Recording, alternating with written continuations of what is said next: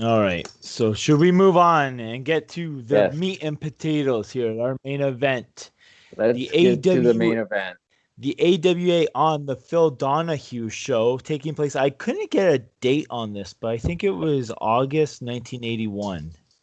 Yes, it was definitely 1981. Yeah, and I think it was August. So my first question is why this was your pick? Why did you pick it? Well, I think it's one of those forgotten times in wrestling history. So at this time, AWA was the big three promotions in United States. So obviously you have the WWF, and then or maybe even WWF at the time, and then you have the NWA. So the AWA was still pretty hot at the time. They ruled the Midwest, Minnesota, Nebraska, and they were all the way down to San Francisco. Even in Winnipeg, they had all those. They had all these major markets that they toured regularly. And just a quick thing on the AWA too. They had the best schedule of the major promotions. They actually they actually took like part of the summer off every year. So I think they would run till like, and then they'd stop and start back up in September. Winter was like their big month.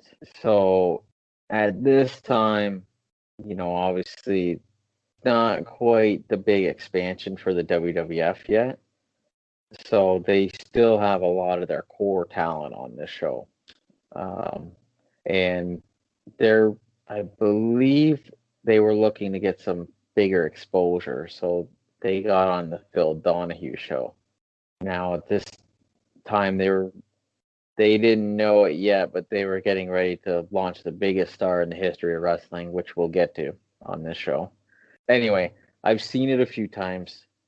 I always thought it was very interesting how the wrestlers reacted on this show, how the crowd reacted on this show, and how Phil Donahue was to wrestling because he did a few different Uh, shows on wrestling and he was a big fan.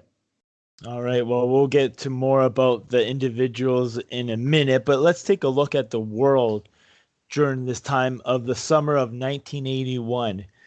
The One That You Love by Air Supply was number one on the airwaves. Also, number number one in the music Okay. on the radio was a song that I really like, Betty Davis Eyes by King Carnes. Really? Great song.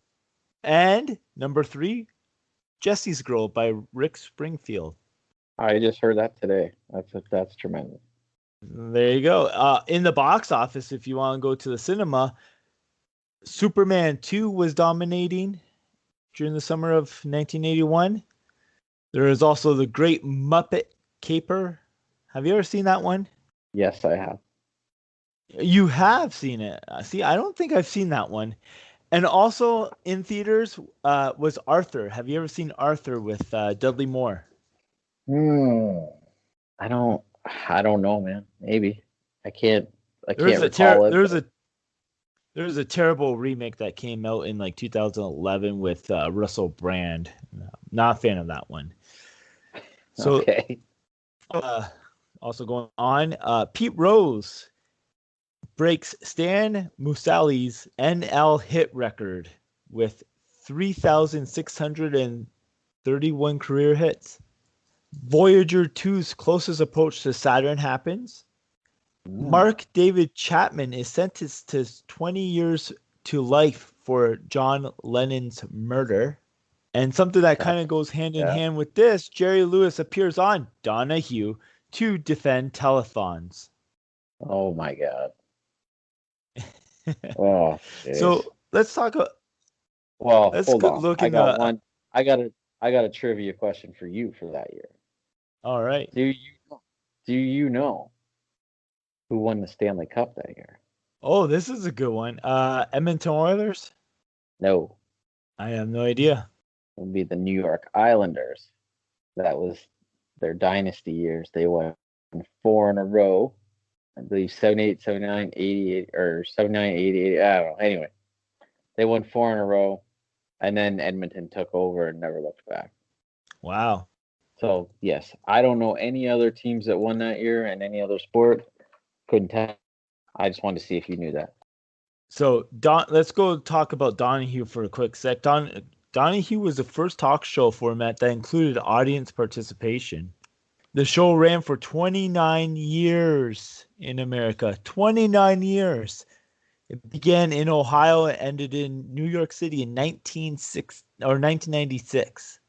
In 2002, Donahue was ranked 29th on TV Guide's magazine's list of the 50 greatest television shows of all time.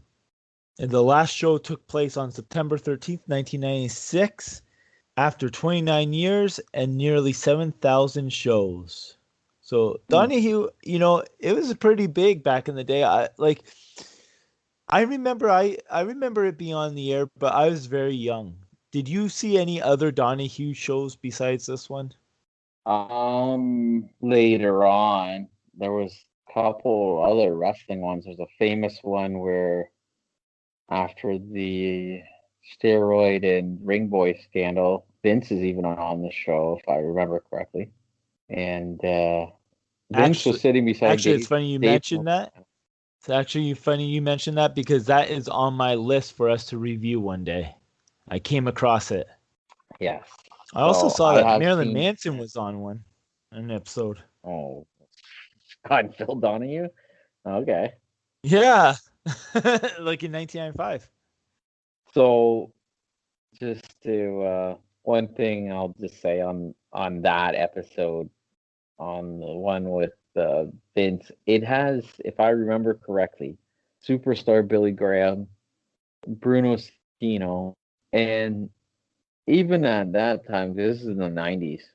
It's funny when you look back on these things. There's even smart fans then, and some kid asked Bruno a question, and he goes, "There's all this talk that you left under mysterious terms and issues, son, and all this stuff," and the kid just rattling all this stuff off to Bruno, and Bruno's like, "You don't know what you're talking about, Sonny."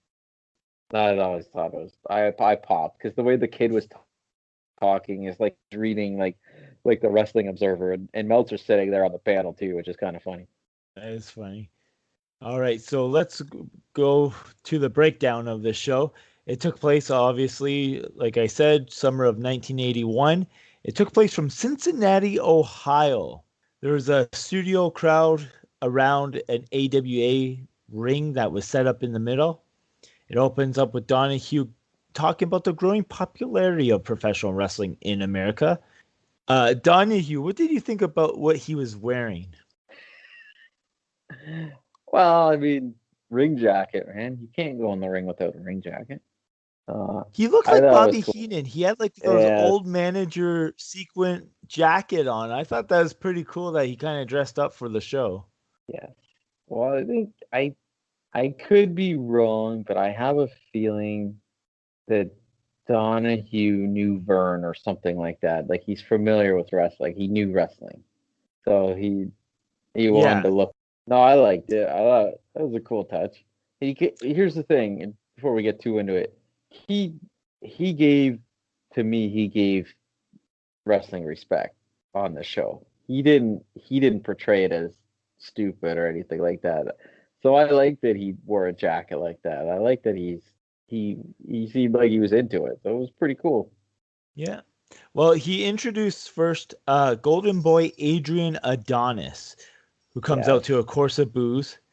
Adonis throws out tickets that read refundable for one kiss.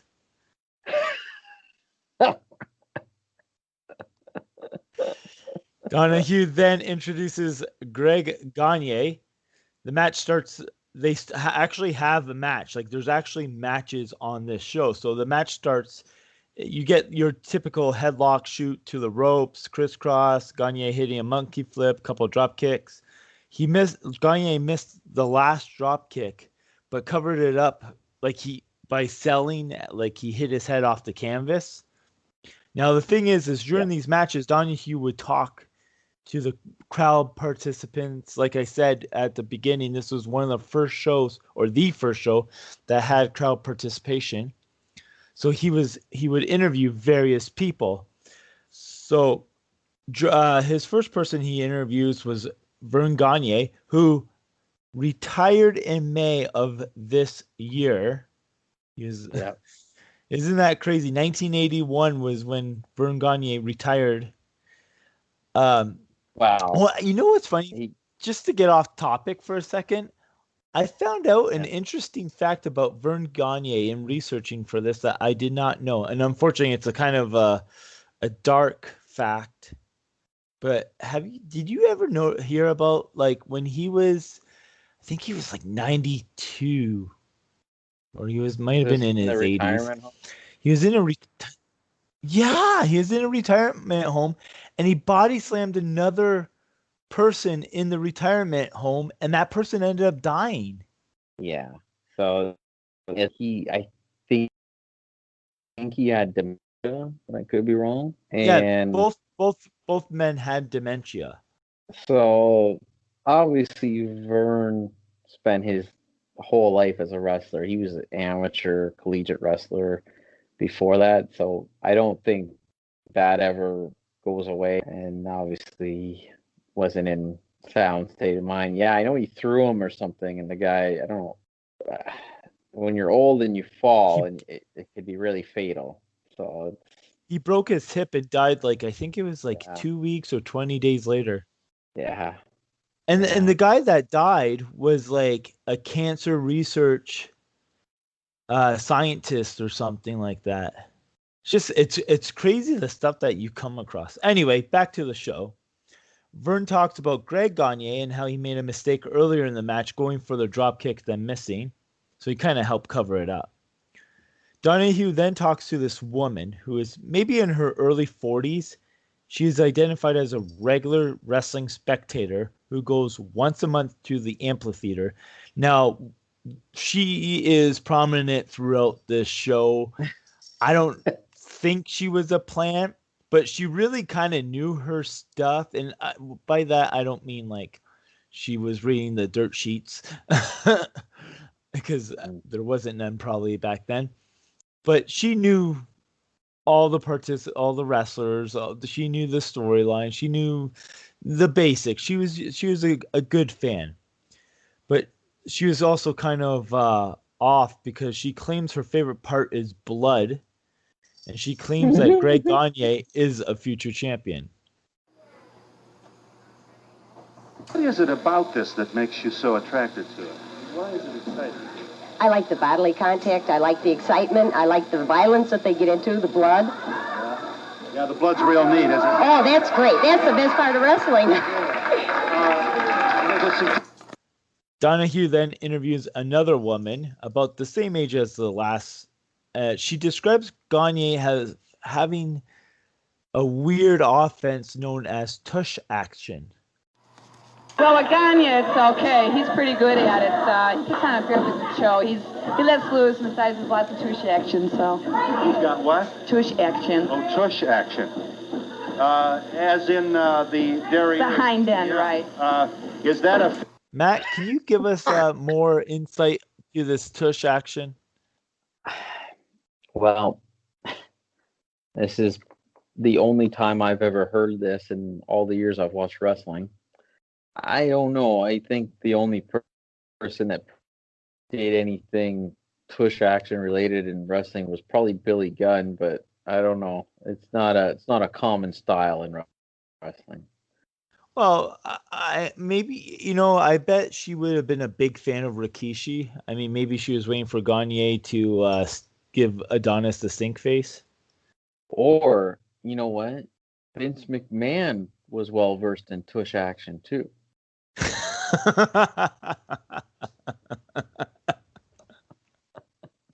He did tricks. Anyway, ending of the match saw Adonis hurl Gagne corner to corner. Then Gagne came back with a flying head scissors, and then like the bell rang. There was like no definitive end. Donahue just announced Gagne as a winner at 5 minutes and 40 seconds. I believe at this point Yeah, it Oh, was an you want to add exhibition to that? match. Yeah, I believe they just list it as an exhibition match. Yeah, there Short. really wasn't like a winner per se. Yeah. Actually, No, I just want to mention something about the but matches that were on the show, and they were perfectly booked, or not. I don't want to say booked, but they were perfectly laid out because they weren't complicated, they weren't over the top, but they were fast. They were interesting enough that your casual fan, or not even a casual fan, but the casual viewer could get into them, could understand what was going on. And I know with like say Border City Wrestling, whenever they have like a spot show or something like that, they try to do this too, where you'll have a typical baby face and a typical heel, and they do a lot of the basic stuff. You're not going to see like 450 plancha over the top because you don't want the people taking risks on a show like this. right. However, you really got like the casual person could watch it and understand what's going on. And I think that's the way that you need to book shows like this, like book matches like that, or lay them out, because you're not trying to really get the hardcore wrestling fan. You're trying to get somebody that might be like, oh, you know what, I'll give this a watch to see how it goes, and try and convert them into becoming a hardcore wrestling fan. Right. I mean, you got to remember Donahue was seen in, I don't know, probably every household in the United States at the time. So it's exposing your product, like, or giving your product exposure, and it's not insulting. It's like, this is wrestling. It's easy to follow. And just to note, Derek, I just watching this back right now. I think the jacket Donahue's wearing is jacket. It says Gagne on the back. Ah, look at that. There we go. Nice. Good eye, Matt. Good journalistic eye. So we Yeah. after the match, I believe we go commercial. We come back. We then go to a Q&A with Vern Gagne. First question is about women wrestlers and getting hurt. Gagne basically just says they have a tolerance for it. There is a lot focusing on women's wrestling throughout this show, which we will get more into, but I just want to point that out. It was a lot of people were very interested in it.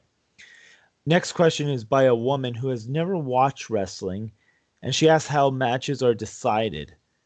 Donahue says the last match wasn't decided, which kind of got into Elliot's exhibition. Vern then just describes how a match can be decided, wins, or pinfalls, submissions, countouts. Donahue then asks the woman how she feels about pro wrestling, and she describes it as fakey.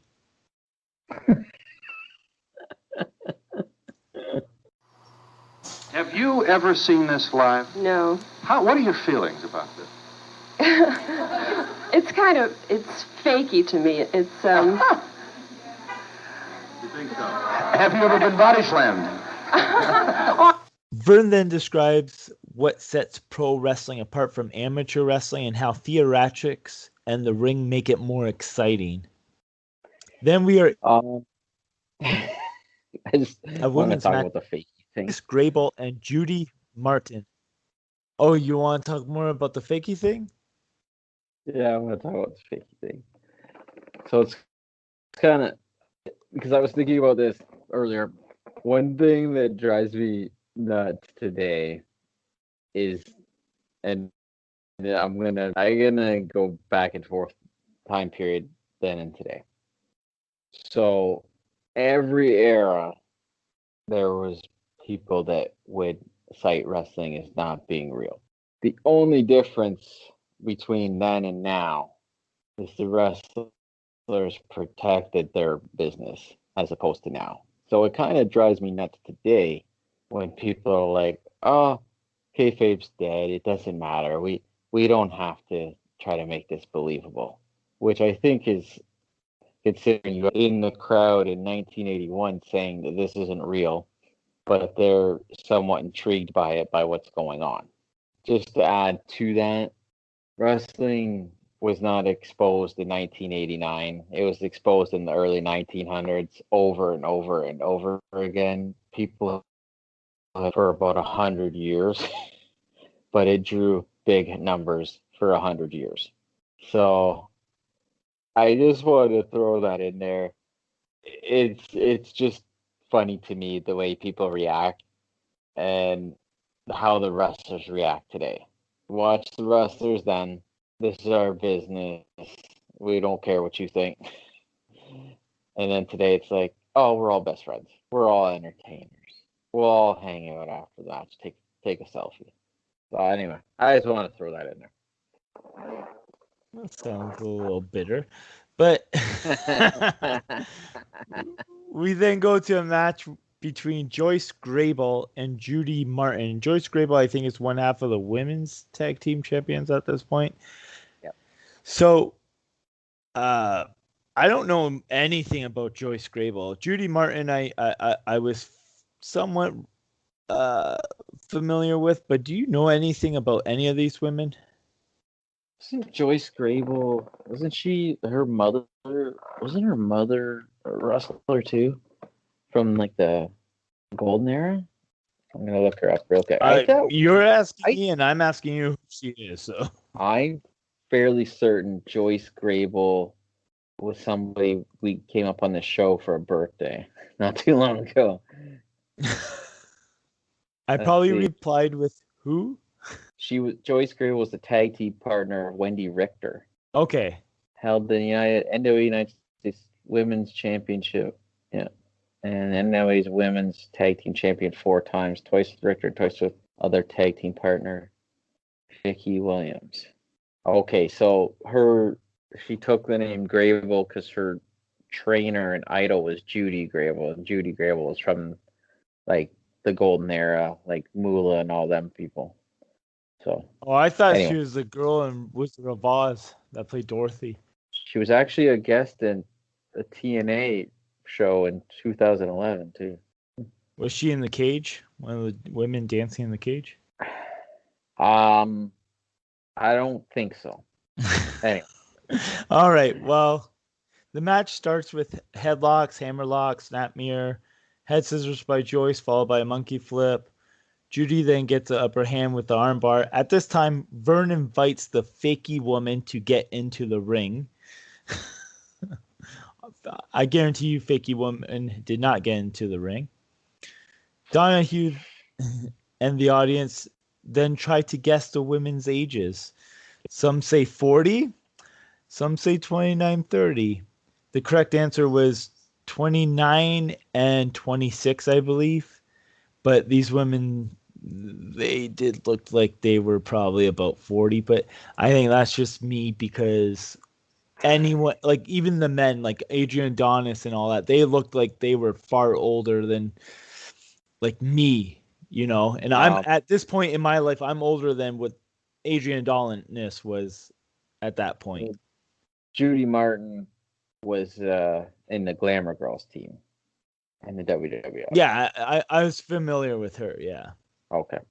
Donahue then asks Vern the wage of the pro wrestlers.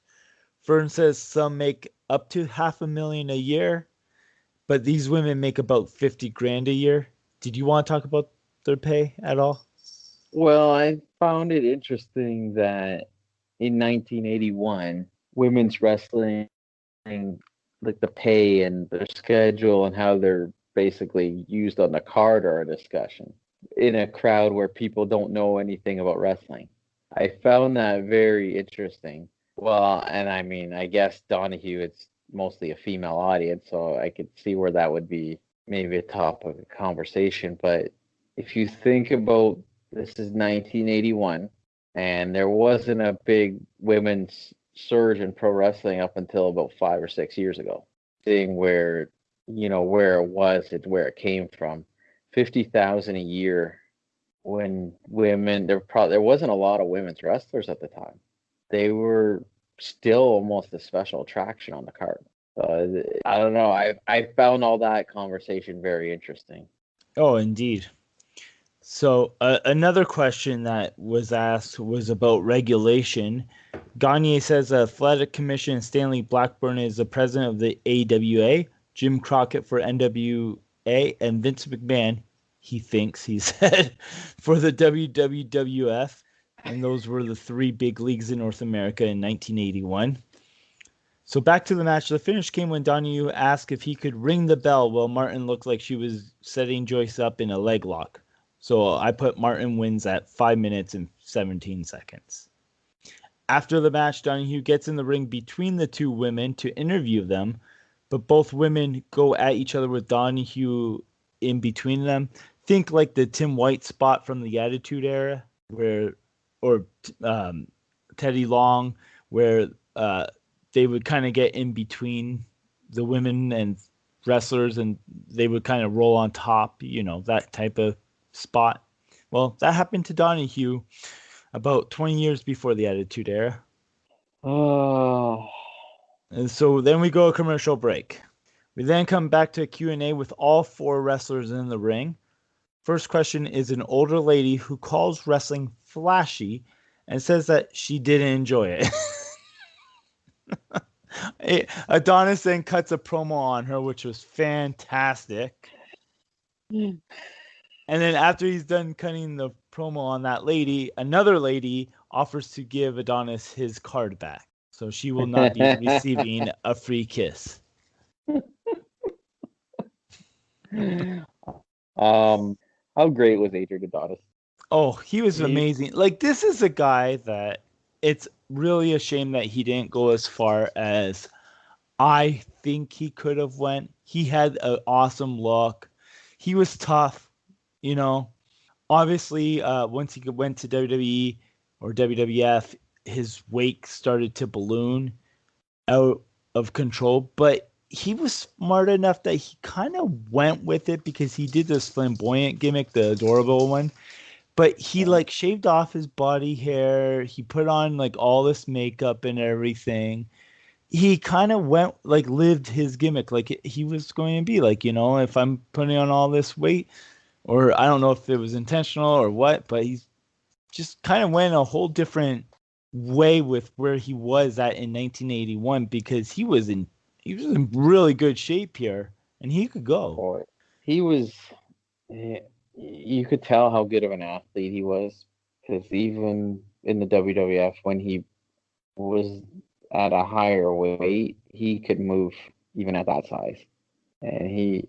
It's a total character change, but that's how talented he was. And it's unfortunate that he died young in a car accident because it would have been interesting to see what he did after the WWF. I think he still had some juice left at that time. Here's a fun fact that I learned. When he gave up, when he was switching his gimmicks, and he used to always wear a leather jacket to the ring. And when he gave up that leather jacket, do you know what he did with it? No. It was on an episode of Piper's Pit. He gave it to Rowdy Piper, and that's when Piper started wearing a leather jacket. Really? Yeah, that's when that change came where he always wore the leather jacket because he wore that for years. So, getting back on with the show. The next question is from the first lady, the wrestling fan lady, and she asked Greg Gagne if he has plans to one day go for the title his father carried for so long. And Greg responds with, he would like to someday, but he is devoting all his time to tag team wrestling as he is one half of the tag team champions. He and Jim Brunzell, who we will see in a bit, just won the AWA tag team champions from Adonis and Jesse Ventura about a month before this show in June of 1981. I have to say, that lady is the biggest fan. I love it. She was tremendous. I love it. She knew she knew the show. She knew the show really well. And at the time, obviously Greg is Vern's son, so that would have been a common sentiment with people. Is he gonna go after the world title at some point? Because he's because Vern was a megastar in Minnesota. Well, just to let you know, if you didn't, Greg Gagne never won the AWA world title. No, he had to settle for going for a TV title later on, I believe. So, next question was Donahue asking about the women's social life, the women wrestlers. And Grable said there's no different. Her life, social life, is no different from an author's or tennis player. She is. This is also, he asked about the question, her income, and she kind of dodged it at this point. Another audience member asked Grable about her training, and she says she's been training for how long she's been training for, and Grable says that she's only been training for 3 months, but she has always been very athletic. A male audience member then asked Greg Gagne to demonstrate a sleeper hold on Donahue, and all I could think about was I felt like a Richard Belzer moment coming on, so thank God that did not happen. Oh, one day we're going to talk about that too. We then have a caller who makes it clear that wrestling is fake, and Donahue kind of defends wrestling. Yes, I am. Yeah, you had a point to make. What was it? I feel that the people that watch this should realize that in boxing they use their hands and they wear gloves, and yet they break their noses and they bleed and they cut their eyes. And these people do not wear gloves. They kick with their feet. Why do not people realize that this is fake? I mean, if they really were fighting, they would. The people would come out looking like they were massacred. So you're saying then that you're a doubter too, then? Yes, I am. Have you ever been to a match? Not in person, but I have a cable affiliate in Tennessee, and this is all that is on television at night on the cable. Yeah. You're calling from Tennessee? Yes, I am. Whereabouts? In Clinton. We got... Hello, Clinton. You're saying that it's on cable, but you're not watching, or you are watching? I'm watching you right now, but... Well, I know that, but I'm... Do you watch wrestling on cable? Watches it. I have to watch it. You know, it's... my husband loves it. I'll tell you, what's happened to broadcasting over the past several years with new technologies, more channel availability, we really almost have like a rebirth of the late 40s and 50s. Do you remember how popular wrestling was then? Me? You're not that old. All right. Well, you don't have to rub it in.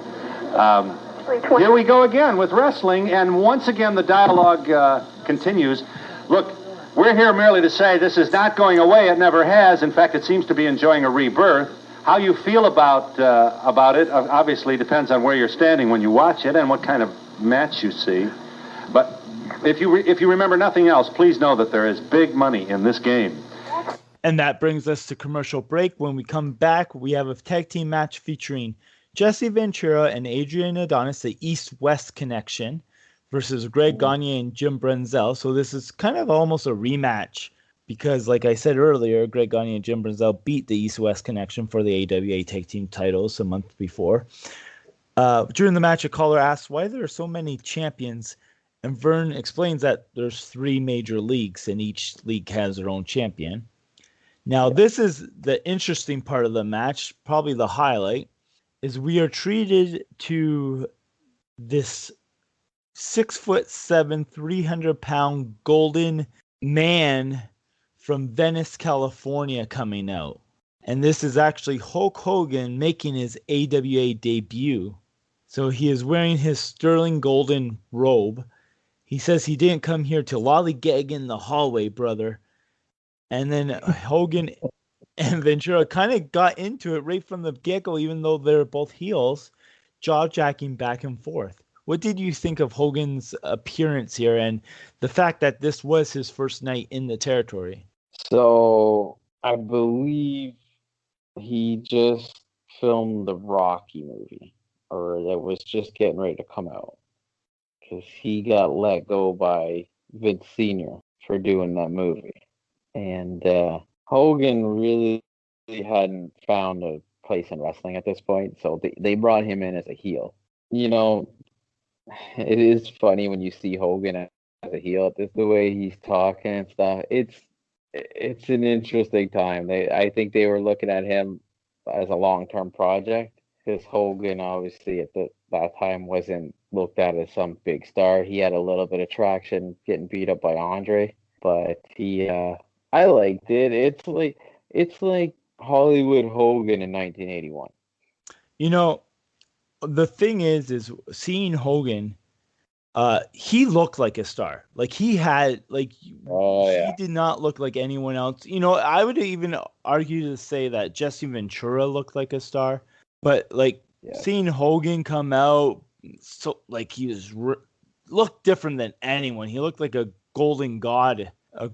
It just incredible. There is no doubt in my mind why, like, that this guy would be where he was, you know, in 5 more years.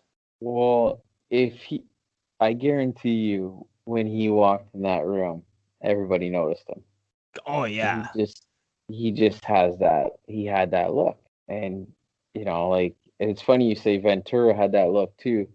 Both of them were trying to look like superstar Billy Graham, who was the look before that, and like he was so influential on Ventura for sure and Hogan that was the big thing, and all the 3 of those guys became stars in the AWA. Yeah, and not to knock on Jesse because I really think he was a star, but like, you said the tried to look like Billy Graham, but Hogan, he took that look and he made it his own. Where Jesse Ventura kind of looked like a Wish.com order in Billy Graham, like I ordered Billy Graham, but this is what I got, haha, type of thing. Anyway, yeah, it was. He influenced them. It's really where I was going with that. But you're right, Hogan made it his own. So we then go a commercial break, but when we come back, the match is done. Donahue is in the ring with Jesse Ventura and Adrian Adonis. He then introduces the AWA World Champion Nick Bockwinkel. Yeah. Now, this was interesting, this next part. Donahue then quotes a source from the Chicago Sun-Times noting that in 1976, 32 million people showed up to watch a professional wrestling match at an arena. 32 million people. I had to rewind this not once, not twice, but 3 times just to make sure I was not mishearing anything. 32 million people. First of all, what arena do you think would hold 32 million people? Wow. I really think he meant to say 32,000. I don't know. I'm thinking it's cumulative across the United States. They were running stories all over the place. I think that's what I tried to look it up to see what event this could have been. 32 million people. So I found one that at the time, the biggest gate, it was 31,000 people. It was promoted by Leroy McGurk and Bill Watts. And they made, what's that? Mid-South. Yeah, Mid-South. The show featured Dusty Rhodes, superstar Billy Graham, who we were just talking about, Paul Orndorff, Bruiser Brody, Fabius Moolah, Ron Bass. The main event saw Ray Candy defeat Ernie Ladd in a steel cage match. And it was at the Superdome. Oh, yeah. So that, I'm assuming that's the one that Donahue was alluding to. Like I said, he did say 32 million, but I really think he meant to say 32,000. I almost think he was talking about like in a year, 32 million or in arenas, but maybe I could be wrong on that. It's 32 million in one arena. No, it's not. No. You're going to have Hall in New York City at a wrestling show? Well, the population in the world in 1978 was 4.2 billion people. So, I guess it could happen. Anyway, Donahue then notes that the only other sport to beat wrestling in viewership is car racing and horse racing. So not even basketball, not hockey. Oh, that's incredible too. Yeah. Because it shows you how the world has changed, how the sports world's changed. Because horse racing and what was the other one? Horse racing and car racing. Yeah. So You know what? I'm kind of depressed. They should have thrown in roller derby. It would have been interesting to see what the attendance viewership, and Yeah. it was like wrestling. Donahue then interviews an old lady who puts down professional wrestling, but Bockwinkel responds. Often. You waited 2 years for your tickets and you get this show, huh? Darn sure. I think it's hilarious. Really? I think it's the biggest put on. I think it's hilarious. Are you enjoying it? Oh, I'm having fun here, but I'll avoid it with a passion on television. Now, how do you explain this popularity for I don't. I can't understand it. With all the violence on TV, this is certainly not less violent. I know, but they're nice-looking young men, and they're well-built, and they take care They of are. And I think they're making a good buck. Yeah. But You know what I always find curious, I wouldn't pay 5 cents to see a live match, and my TV goes off. Really? Really. Champ, you wanted to say what to this? Yes, person? I'm always amazed that the people who do the least athletic endeavors in their life often happen to be the most vociferous critics. And I don't know, maybe she was a top marathon runner in one of her years, but it's usually the ladies and maybe sometimes the men of not the most masculine gender who always want to criticize us the most. Really? That's right, Nick. So you, that's right, Nick. After a couple more questions, we then go commercial, and when we come back, all the participants are in the ring. Brad Rheingans makes like a quick cameo. Vern Gagne is on the mic. He's just like, and this is Brad Rheingans, and that was it for him. Donahue Which then, is interesting. it was weird. Oh, I think it's because he was trying to get him over because he's a Minnesota amateur wrestler. Well, but- I think Vern sponsored him for the Olympics. Okay, so maybe that's it. But it was just as funny. It was just like, and here he is, and there he goes. It's like Grandpa Simpson walking into that burlesque house while Bart was working there. Walks in, places his hat, does a little loop, grabs his hat, and then he's out of there. I want to talk about the old lady a little bit. Oh, for sure. I do think it's funny that she was that opinionated about wrestling. I don't think she knew that she was gonna get any flack back from Bockwinkel. I thought that is probably my favorite part of this whole show. Yeah. When I watched it, I'm like, man, Bockwinkel is like saying how, yeah, it's always an older lady or out of shape guy that wants to talk about something athletic that they don't like. And what did he say? She could have been an Olympic swimmer in her time. I don't know. Yeah, or runner or sprinter. Sprinter. All right, we'll come back after. Keep going on the show. Well, there was something that was said there that a comment that really doesn't age well. But I mean, this was was 1981. I mean, it is what it is. Anyway, moving on. Donahue then asks anyone in the audience for final thoughts, and that's when we are introduced to Jim Brunzell's wife. I had her name, but I can't find it. I guess it doesn't matter. She then addresses everyone, saying that it's fake by saying they don't see what it's like when the wrestlers come home. Then there was a special treat for me because the show ads that were paid for by the following. We had an ad for Volvo, Easy, Kate latex paint. It was just funny seeing this. I love old ads, especially when they're sprinkled into something and you're not expecting them. Me too. And so that was it for the breakdown of the show. Matt, any thoughts on this? Any final thoughts? I love it. I love watching it. It's funny. I don't know. AWA I didn't watch it as a kid. It was ending as my fandom was really starting. May have seen something at the tail end back then, but I have to say, as I've gotten older and watched a lot of older stuff, I think Nick Bockwinkel is one of my favorite characters in wrestling. I enjoy listening to him talk. He carried himself like the world champion. Like he was the ticket in wrestling. I, you know, it's funny when I listen to interviews with wrestlers and they talk about carrying yourself and how a lot of wrestlers today don't look the part. They dress ridiculous. They dress ratty. They don't have nice clothes. And Bockwinkel wore nice suits, but he wore clothes for the time too. Like on this show, he's got a suit, but he's got the huge sunglasses. He's got the open collar shirt. He looks like he could be like hanging out in Miami or something. But he looked classy. He looked the part. Like he was making the most money. That's how he looked. And I always like his delivery and how he talks because he wasn't one of those yellers and screamers.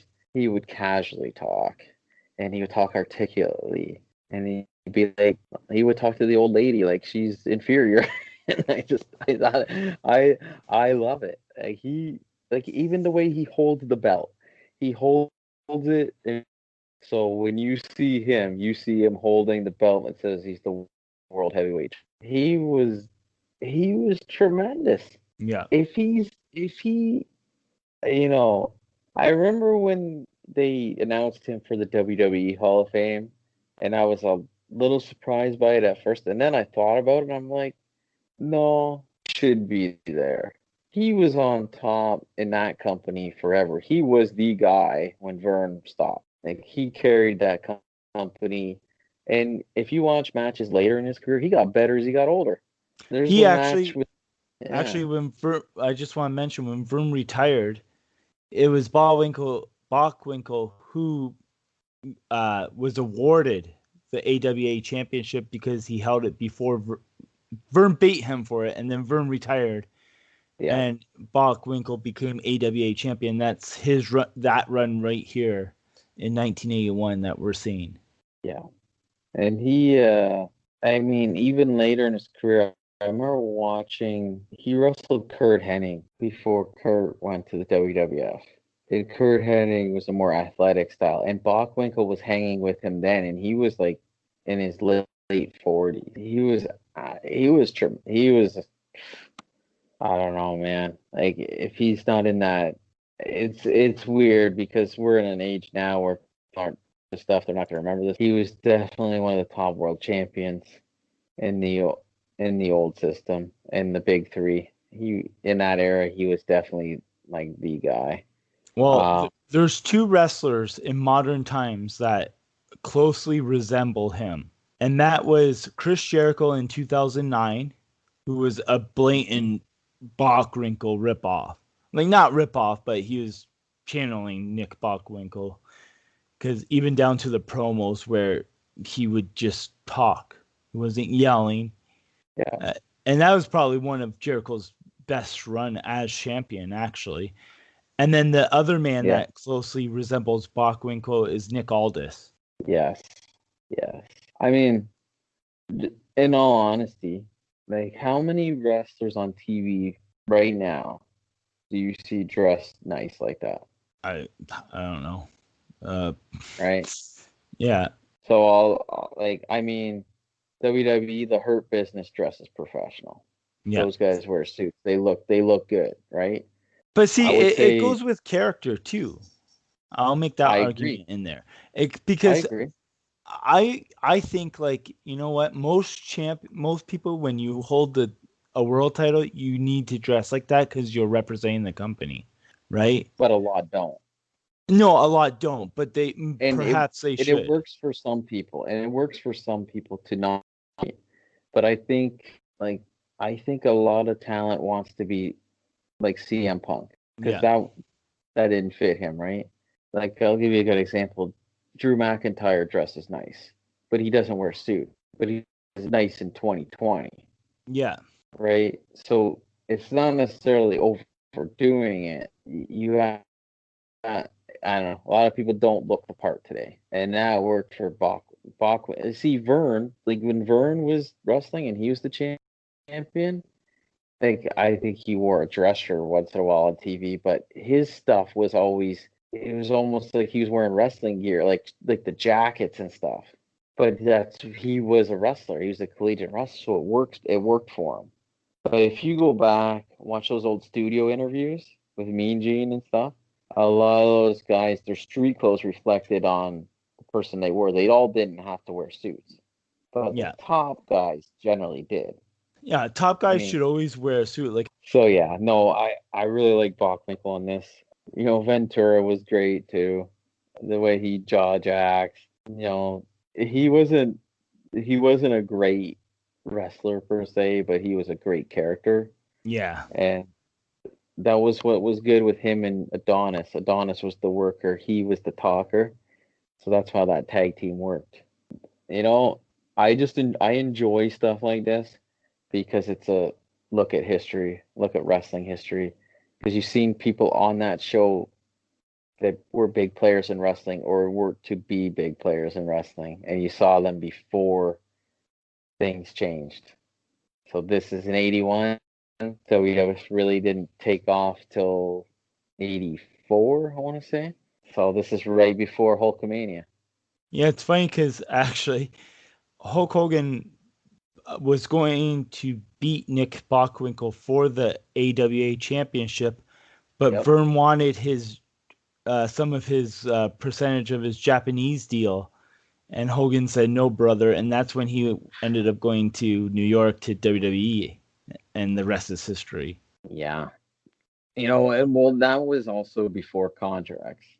Yeah, exactly. But like, I understand where Vern was coming from because he was kind of being like, I'm your manager per se. You're going to be my champion. I want your percentage of your Japan deals, which is big money. That's the old wrestling business, right? So, yeah, it is. So Vern hadn't really adapted to the change that was coming. So Vince signed guys to contracts, and that's how he was able to get people to go. So anyway, I thoroughly enjoyed this. I would watch this anytime because it just has a cool feel to it. It really does. We talk a lot of retro stuff on here. If you were a fan in 81, you would have seen, because those arena shows were packed. You'd get pumped for the big event each month in your town if you were in that territory. It was just tremendous. I don't know. I don't know what to say about it. I had a lot of fun watching this show back. Well, don't worry, because I do plan on revisiting AWA in the future. However, it is my pick for next week. So in next week, AWA, or sorry, not AWA, AEW is celebrating Chris Jericho's 30th anniversary or 30th year in the business. I'm sure we're going to talk about that show, but I'm not going to pick one. I am going to pick two matches this week for next week. And they are matches I have not seen since they've happened, but I do remember them vividly, and I even remembered the date vividly, and they happened on December 9th, 2001, WWF Vengeance, where Chris Jericho took on not only The Rock, but Stone Cold Steve Austin to become the undisputed champion. We will talk all about that next week. Both matches we will review, as well as what was going on in the WWF in December of 2001. Oh, I got a story about watching that show, so that's good. I look forward. I have not watched that since it happened either. So yeah, I like it. I like it. This is perfect. Perfect. All right. Anything else you want to say before we close up shop tonight? No. Enjoying the format. So again, if anyone wants to check anything out, check all the socials. Oh my God, I totally forgot. I got feedback. You did. Yeah, but all right, I got feedback, but it's not. It's for the AWA show on Donahue. I kind of blew the spot, so sorry. Bear with me, okay? Yeah. Now, where I got this feedback was I got it in the YouTube comment section. So I'm going to read you some comments from this show. Oh. So Okay. Satchel McQueen wrote, "It's neat. The people weren't sure at the first of the show, but by the end, when Hogan and Ventura had a little stare down, they all got into it. I'd have loved to see more." Which, you know All what, right. though? It was good because, like, we were talking. Those were the two biggest stars, so. Well, and the unfortunate part with that is that was supposed to happen a few years later and didn't happen in WWE. Yeah. Blood clots and end up retiring. He was scheduled to go against Hogan for the title. Now while I mentioned, I am reading these how they were written. So anyway, on to the next one. Horbert C83 wrote, "Phil Donahue was the first daytime talk show to showcase wrestling, rather the good or the bad of sports entertainment."